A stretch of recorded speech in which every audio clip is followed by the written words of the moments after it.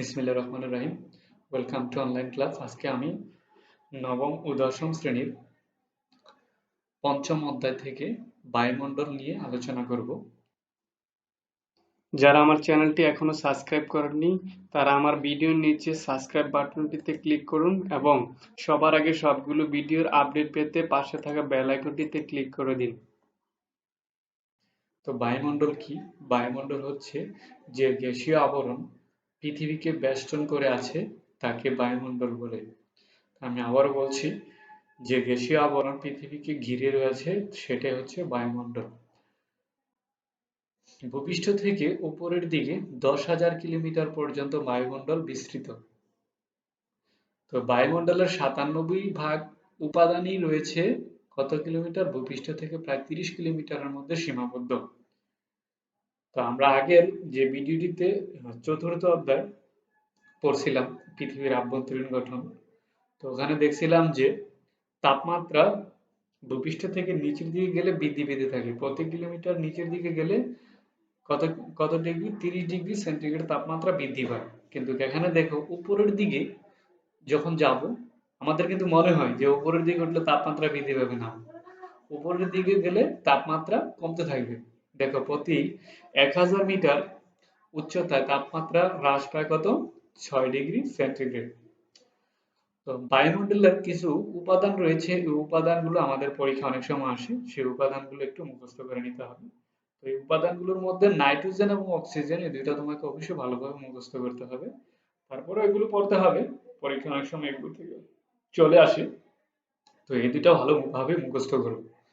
তাহলে বায়ুমণ্ডলের উপাদান দেখো, নাইট্রোজেন থাকে কত পার্সেন্ট? 78.2%। আর অক্সিজেন থাকে 20.71%। তো এই চারটা আমি এখানে দেখাচ্ছি।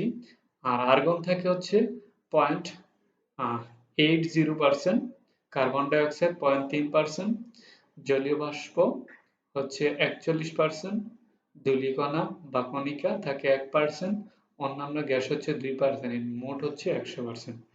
তো তোমরা এই চারটা একটু দেখে নিও ভালোভাবে বইয়ের সাথে মিলিয়ে। তো এই চারটা অনেক সময় পরীক্ষাতে আসে। তারপরে আমরা চলে যাব বায়ুমণ্ডলের বিভিন্ন স্তর বিন্যাস নিয়ে। তাহলে দেখো, বায়ুমণ্ডল যে সমস্ত উপাদানে গঠিত তাদের প্রকৃতি, বৈশিষ্ট্য এবং উষ্ণতার পার্থক্য অনুসারে ভূপৃষ্ঠ থেকে উপরের দিকে পর্যায়ক্রমে 5টি স্তর রয়েছে। তো আমরা দেখলাম যে ভূপৃষ্ঠ থেকে উপরে যখন উঠবো, আমরা ভূপৃষ্ঠ থেকে উপরে উঠলে 5টা স্তর পাবো।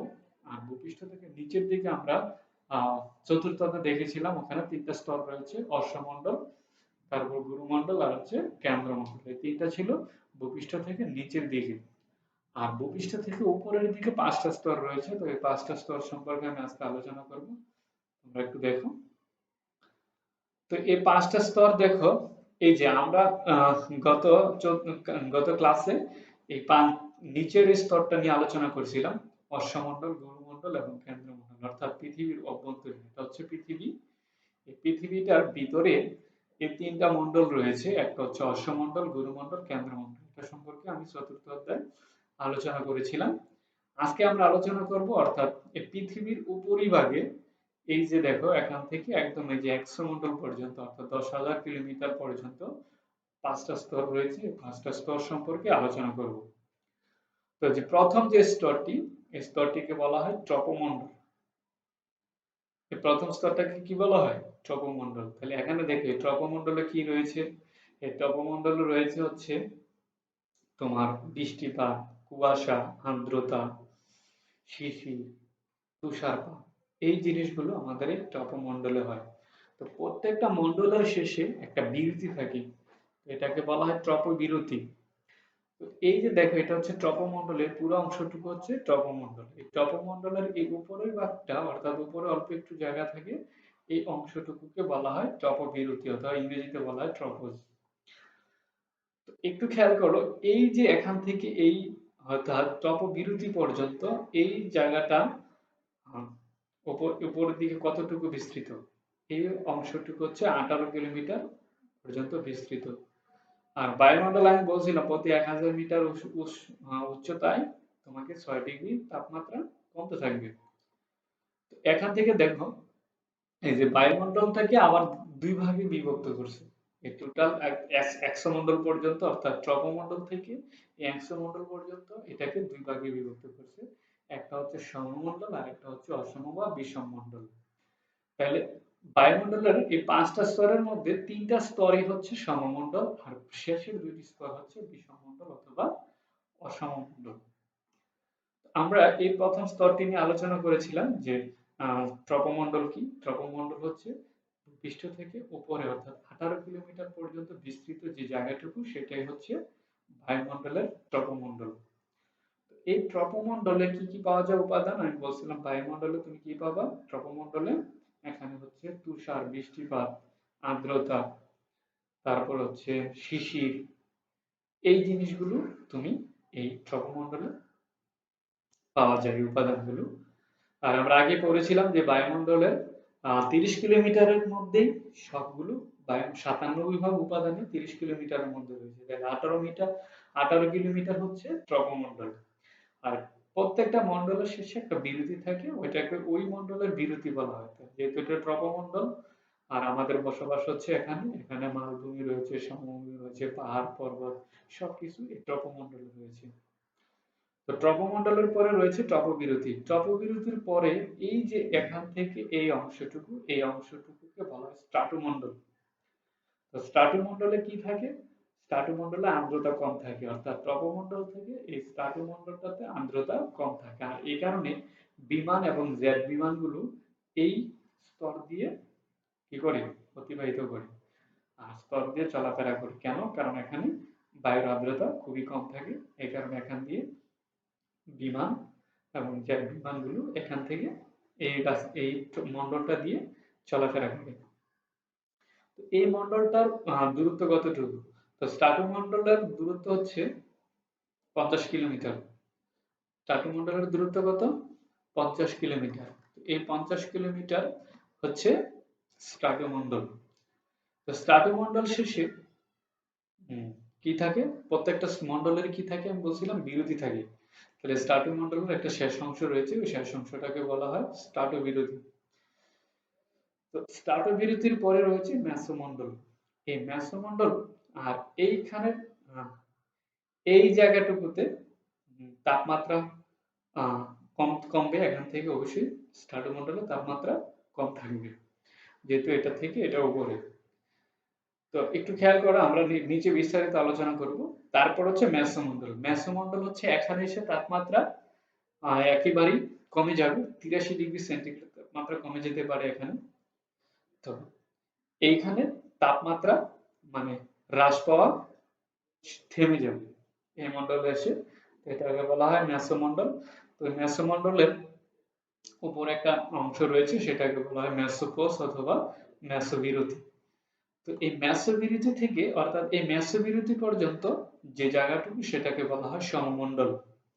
আর মেসোবিরতি থেকে উপরে যে তাপমন্ডল অথবা এক্সোমন্ডল, এই দুইটা মন্ডলকে বলা হয় অসমমন্ডল অথবা বিষমমন্ডল।